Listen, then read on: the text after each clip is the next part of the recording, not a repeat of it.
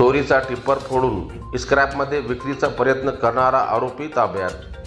परभणी शहरातील नवा मोंढा पोलीस ठाण्याच्या हद्दीतून चोरीस गेलेला टिप्पर फोडून त्याची विक्री करण्याचा प्रयत्न उघडकीस आला असून स्थानिक गुन्हे शाखेच्या पथकाने या प्रकरणी एका आरोपीला ताब्यात घेतले आहे। आरोपीकडून टिप्परचे तुकडे जप्त करण्यात आले असून पुढील तपास सुरू आहे। काही दिवसापूर्वी नवा मोंढा पोलीस ठाण्याच्या हद्दीतून एक टिप्पर चोरीस गेला होता। या प्रकरणी गुन्हा दाखल झाल्यानंतर पोलिसांनी तपासणीची तक्रार गतिमान केली होती। दरम्यान स्थानिक गुन्हे शाखेच्या पथकाला चोरीचा टिप्पर वाशिम येथे नेऊन त्याचे तुकडे करण्यात आल्याची गुप्त माहिती मिळाली।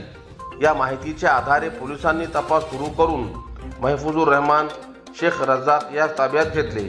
चौकशी दरम्यान त्याने आपले साथीदार शेख नवीद, शेख मकाजिद, सय्यद हुजरिया यांच्या मदतीने टिप्पर चोरी करून त्याचे तुकडे केल्याची कबुली दिली।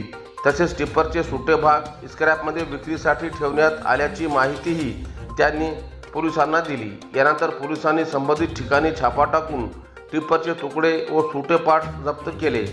आरोपीला पुढील कारवाईसाठी नवा मोंढा पोलीस ठाण्याच्या ताब्यात देण्यात आले असून या गुन्ह्यातील इतर साथीदारांचा शोध सुरू आहे।